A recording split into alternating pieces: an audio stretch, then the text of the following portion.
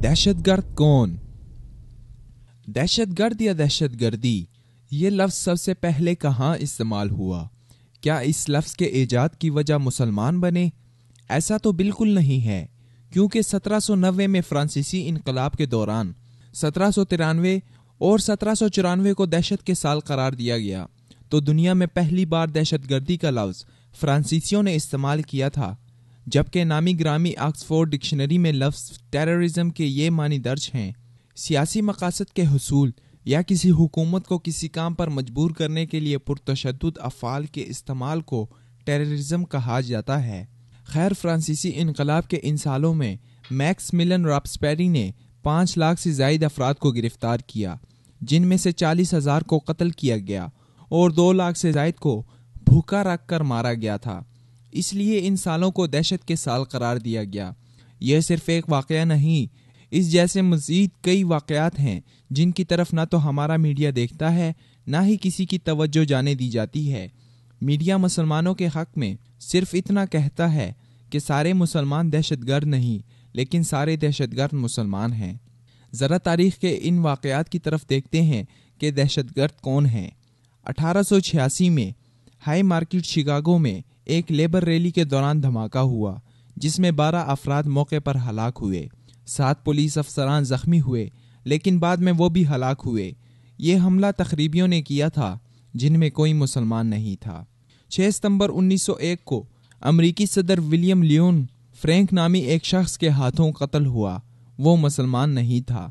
1 अक्टूबर 1910 को Los Angeles में times अखबार की इमारत में धमाके में 21 अफराद हलाक हुए।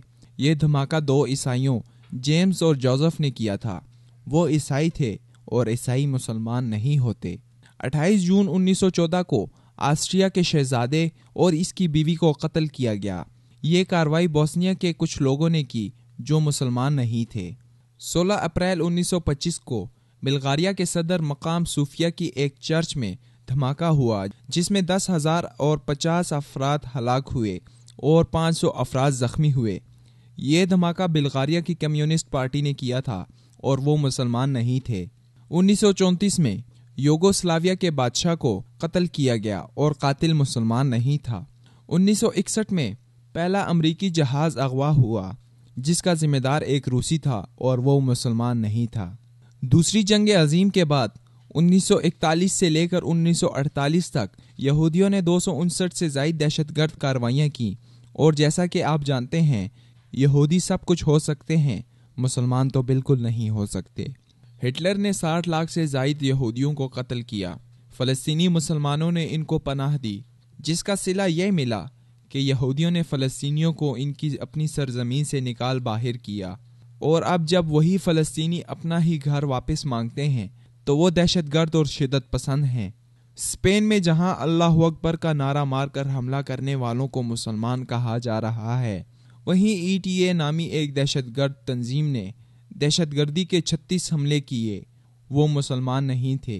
अफ्रीका में मशहूर दहशतगर्द तंजीम, जिसका नाम लॉर्ड्स ऑफ सल्यूशन आर्मी है, जो नौउम्र बच्चों को दहशतगर्द कार्रवाइयों के लिए इस्तेमाल करती है, और वो सब ईसाई हैं। 1984 में भारतीय सिक्योरिटी फोर्सेस ने सिखों के गोल्डन टेम्पल में कार्रवाई की, जिसमें 100 से ज़ायद अफराद को कत्ल किया गया, जिसके नतीजे में भारतीय वज़ीर आज़म इंदिरा गांधी का कत्ल हुआ। यहाँ एक तरफ हिंदू थे और एक तरफ सिख। इन तमाम वाक़यात में कहीं मुसलमानों का नाम नहीं। ये वो वाक़यात हैं जो 9/11 से पहले वाक़या हुए। इसके बाद इस्लाम को बदनाम करने की साजिश शुरू की गई। मुसलमानों को मारा जाता है। जब वो इसके खिलाफ आवाज़ उठाएं तो इनको दहशतगर्द और शिद्दत पसंद कहा जाता है। फ्रीडम ऑफ एक्सप्रेशन का नाम लेकर इनकी इज्जत की धज्जियां उड़ाई जाती हैं, और अगर वो इसी फ्रीडम ऑफ एक्सप्रेशन का नाम लेकर एहतजाज करें तो इनको दहशतगर्द कहा जाता है। कवानीन मौजूद हैं, लेकिन इनका इस्तेमाल अगर मुसलमान करें तो वो शिद्दत पसंद हैं। दुनिया में सबसे ज़्यादा अफराद किन्होंने कत्ल किए? हिटलर 60 लाख यहूदियों का कातिल, वो एक ईसाई था। जोसेफ स्टालिन ने 2 करोड़ अफराद को कत्ल किया, जिनमें से 1.5 करोड़ को भूखा रखकर मारा गया। ये मुसलमान नहीं था। फ्रांसीसी इनकलाब के दौरान 2 लाख अफराद को एक ऐसे इंसान ने कत्ल किया जो मुसलमान नहीं था। اشوکا، جسے ہندو بہت مانتے ہیں، نے 1,00,000 افراد کو قتل کیا، وہ مسلمان نہیں تھا۔ صدام حسین کے بارے میں کہا جاتا ہے کہ اس نے لاکھوں افراد کو قتل کیا، جبکہ امریکہ کے جارج بش نے اس کے خلاف کارروائی میں 5,00,000 بچوں کو قتل کر ڈالا۔ کیا جارج بش مسلمان تھا؟ دہشت گردی کے خلاف جنگ میں صرف ایک اسامہ بن لادن کو لے کر لاکھوں افراد کو افغانستان میں قتل کیا گیا، اور اب تک یہ سلسلہ جاری ہے۔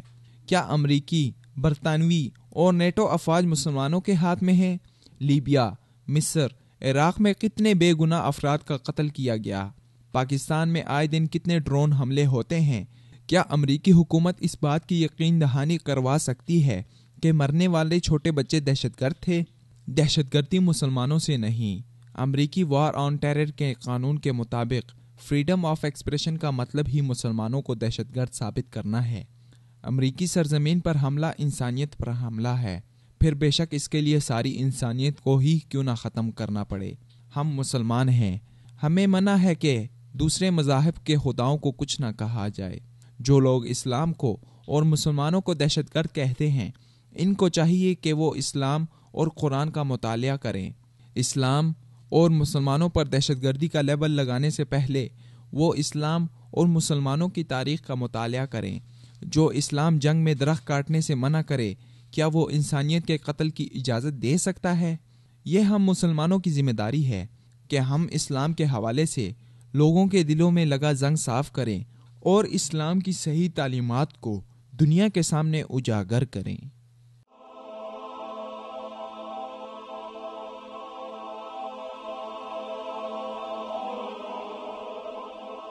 ایمان کی کرن، ہدایت کی شمع، وصال اردو۔